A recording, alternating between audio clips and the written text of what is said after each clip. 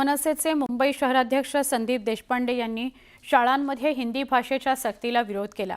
सरकारने जीआरमधून सक्ती हा शब्द काढावा, वाद मिटेल असं त्यांनी म्हटलंय। सरकारमध्ये आहात तर इंग्रजी शाळा बंद करा, आमचा विरोध नाही। हिम्मत असेल तर त्या शाळा मराठी करून दाखवा असं आव्हान संदीप देशपांडेंनी दिलं।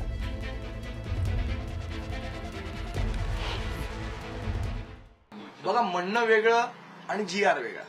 जीआर मध्ये तुम्ही सक्ती शब्द वापरलाय ना, तुम्ही म्हणत काही असेल त्याला काय अर्थ उरत नाही। जीआर मधनं तो शब्द काढून टाका, वाद मिटला। जीआर तुम्हीच काढू शकता ना, सरकारच जीआर काढू शकता ना। सरकारने जीआर नवीन जीआर काढावा आणि सक्ती शब्द काढून टाकावा। पुढची बातमी बघतोय आपण। महाराष्ट्रात सध्या मराठी आणि हिंदी भाषेचा वाद सुरू आहे। हिंदीच्या सक्तीला मनसेनं तीव्र विरोध केलेला आहे। या सगळ्यावर मुख्यमंत्री देवेंद्र फडणवीस यांनी प्रतिक्रिया दिली। हिंदी भाषा कुठेही लादली जात नाहीये असं त्यांनी स्पष्ट केलं।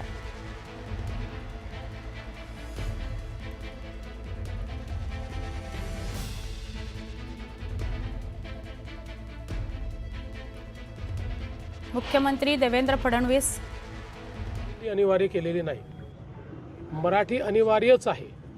पण नवीन शैक्षणिक धोरणामध्ये 3 भाषा शिकण्याकरता त्या ठिकाणी संधी दिलेली आहे। 3 भाषा शिकणं अनिवार्य आहे आणि या 3 भाषांपैकी 2 भाषा या भारतीयच असल्या पाहिजेत, अशा प्रकारचा नियम आहे। तिसरी भाषा जी आहे ही जर हिंदी ठेवली तर त्याचे शिक्षक आपल्याकडे उपलब्ध आहेत, त्यामुळे त्यातनं आपल्याला अधिकच्या शिक्षकांची आवश्यकता पडणार नाही।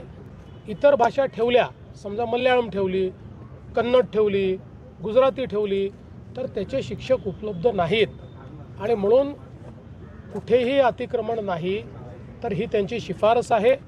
आमचं तर मत आहे आणि या संदर्भात आम्ही निर्णय देखील घेणार आहोत की कोणाला हिंदीच्या व्यतिरिक्त तिसरी भाषा जर शिकायची असेल तर ती शिकायची मुभा आम्ही पूर्णपणे देऊ। मुंबईच्या दादरमधील शिवसेना भवन परिसरात भाजपकडून बॅनरबाजी करण्यात आली। मनसेला डिवचणारे बॅनर लावण्यात आलेत। ही नव्हे भाषेची सक्ती, ही तर महाराष्ट्राची भक्ती अशा आशयाचे बॅनर लावत मनसेला दिवसण्यात आलाय। शाळेत पहिलीपासून हिंदी भाषा सक्तीच्या मुद्द्यावरून राज ठाकरेंनी स्पष्ट शब्दात विरोध केला होता। त्यानंतर मुख्यमंत्र्यांनीही राज ठाकरेंना टोला लगावला होता।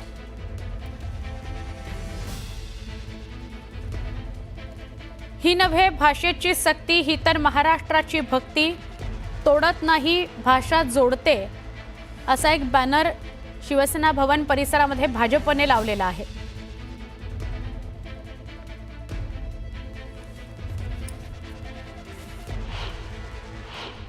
चिल्लरपणा करून काय म्हणजे तुम्ही सत्तेतले पक्ष आहात, तुम्हाला सरकार चालवायचे आहे।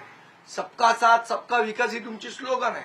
बॅनरबाजी करून विकास साधला जाणार आहे किंवा मार्ग निघणार असेल असं जर भारतीय जनता पक्षाला वाटत असेल तर एक ना अजून 1000 बॅनर लावावेत त्यांनी, पण त्यातला मार्ग निघणार आहे का?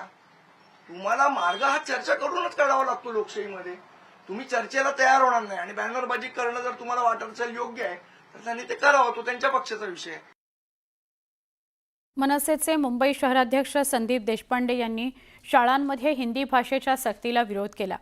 सरकारने जीआरमधून सक्ती हा शब्द काढावा, वाद मिटेल असं त्यांनी म्हटलंय। सरकारमध्ये आहात तर इंग्रजी शाळा बंद करा, आमचा विरोध नाही। हिम्मत असेल तर त्या शाळा मराठी करून दाखवा असं आव्हान संदीप देशपांडेंनी दिलं।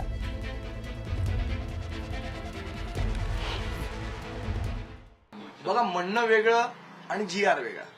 जीआर मध्ये तुम्ही सक्ती शब्द वापरलाय ना, तुम्ही म्हणत काही असेल त्याला काय अर्थ उरत नाही। जीआर मधनं तो शब्द काढून टाका, वाद मिटला। जीआर तुम्हीच काढू शकता ना, सरकारच जीआर काढू शकता ना। सरकारने जीआर नवीन जीआर काढावा आणि सक्ती शब्द काढून टाकावा। पुढची बातमी बघतोय आपण। महाराष्ट्रात सध्या मराठी आणि हिंदी भाषेचा वाद सुरू आहे। हिंदीच्या सक्तीला मनसेनं तीव्र विरोध केलेला आहे। या सगळ्यावर मुख्यमंत्री देवेंद्र फडणवीस यांनी प्रतिक्रिया दिली। हिंदी भाषा कुठेही लादली जात नाहीये असं त्यांनी स्पष्ट केलं।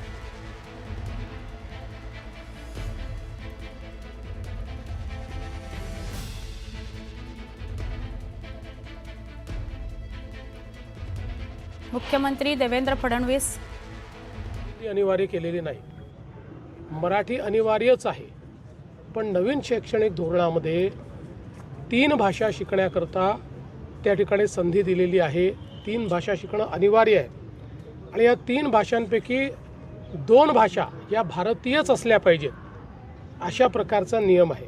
तिसरी भाषा जी आहे ही जर हिंदी ठेवली तर त्याचे शिक्षक आपल्याकडे उपलब्ध आहेत, त्यामुळे त्यातनं आपल्याला अधिकच्या शिक्षकांची आवश्यकता पडणार नाही. इतर भाषा ठेवल्या, समजा मल्याळम ठेवली, कन्नड ठेवली, गुजराती ठेवली, तर त्याचे शिक्षक उपलब्ध नाहीत आणि म्हणून कुठेही अतिक्रमण नाही. तर ही त्यांची शिफारस आहे. आमचं तर मत आहे आणि या संदर्भात आम्ही निर्णय देखील घेणार आहोत की कोणाला हिंदीच्या व्यतिरिक्त तिसरी भाषा जर शिकायची असेल तर ती शिकायची मुभा आम्ही पूर्णपणे देऊ. एआयची बैठक संपताच अजित पवार शरद पवारांच्या दालनात गेले. शरद पवारांच्या दालनात अजित पवार आणि इतर सहकाऱ्यांमध्ये चर्चा सुरू आहे. गेल्या 15 मिनिटांपासून चर्चा सुरू झालेली आहे. अजित पवार, उपमुख्यमंत्री अजित पवार हे शरद पवारांच्या दालनात गेलेले आहेत. ही जी बैठक होती एआय संदर्भातली त्याची एक्सक्लुझिव्ह दृश्य आम्ही तुम्हाला दाखवली होती. अजित पवार आणि शरद पवार बाजूबाजूलाच बसलेले आहेत. ही बैठक संपल्यानंतर शरद पवारांच्या दालनात अजित पवार गेलेले आहेत. एआयची बैठक संपल्यावर दोन्ही नेते एकाच दालनात काय करतायत अशा चर्चा सुरू झालेल्या आहेत.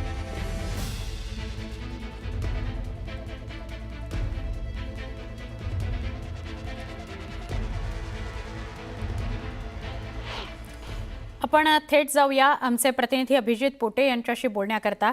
अभिजित, आत्तापर्यंत बैठकीला उपस्थित होते, एकत्र बैठकीला बाजूला बसण्याची ही दुसरीच वेळ आणि आता तर उपमुख्यमंत्री अजित पवार शरद पवारांच्या दालनात सुद्धा गेलेले आहेत. काय सांगाल?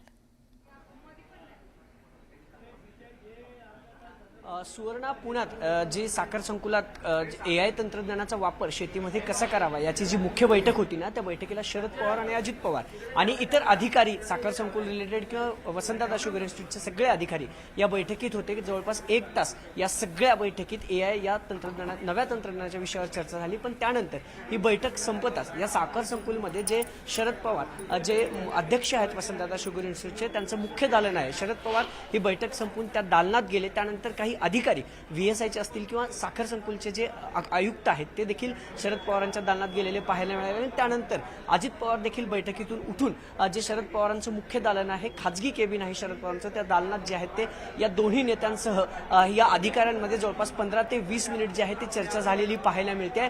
गेल्या अनेक दिवसांपासून शरद पवार आणि अजित पवार हे 2 बैठकीसाठी इतर कार्यक्रमासाठी एकत्र आलेले पाहायला मिळत होते. सकाळी जी बैठक झाली एआय या विषयावर जी चर्चा झाली त्यामध्ये दोन्ही काका पुतण्यांच्या खुर्च्या ज्या होत्या त्या अगदी दोघांच्या बाजूला खुर्च्या लावलेल्या होत्या. पण त्या बैठकीनंतर शरद पवारांच्या दालनात जे आहेत ते हे दोन्ही नेते एकत्र बसले. अधिकारी देखील दाखल झाले होते या बैठकीसाठी आणि बैठक नेमकी कुठल्या विषयावर झाली, या काका पुतण्यांमध्ये नेमकं कुठल्या विषयावर चर्चा झाली, अधिकारी या दोघांना काय सांगत होते, एआय तंत्रज्ञानाचा जो वापर करायचा आहे शेतकऱ्यांसाठी शेतीमध्ये, त्याच्या या सगळ्या विषयावरती ही सगळी बैठक आज पुण्याच्या साखर संकुलात खरं तर आयोजित करण्यात आली होती. आणि गेल्या 15 दिवसात शरद पवार आणि अजित पवार हे काका पुतण्या एकत्र येण्याची ही तिसरी वेळ होती. पहिली जे रयत शिक्षण संस्थेची बैठक झाली, त्यानंतर जय पवारांचा, जे अजित पवारांचे धाकटे चिरंजीव आहेत, त्यांचा साखरपुड्याचा शुभारंभ झाला. आणि तिसरी भेट जी होती दोन्ही नेत्यांची ती म्हणजे आज पुण्यातल्या या साखर संकुलात जी एआय निमित्त बैठक आयोजित करण्यात आली होती त्या बैठकीचा हा सगळा होता. आणि त्या बैठकीनंतरच दोन्ही नेत्यांमध्ये 15 मिनिटे चर्चा झाली अधिकाऱ्यांसोबत. आणि नुकतंच शरद पवार ही जी बैठक आहे, ज्या 2 बैठका पार पडल्या, त्या बैठका संपून आता शरद पवार जे आहेत ते साखर संकुलातून निघाले आहेत आणि अजित पवार देखील थोड्याच वेळात येतील आणि प्रसारमाध्यमांशी देखील अजित पवार बोलण्याची शक्यता आहे. नक्की अभिजित, धन्यवाद आपण माहिती दिलीत त्याबद्दल. जसं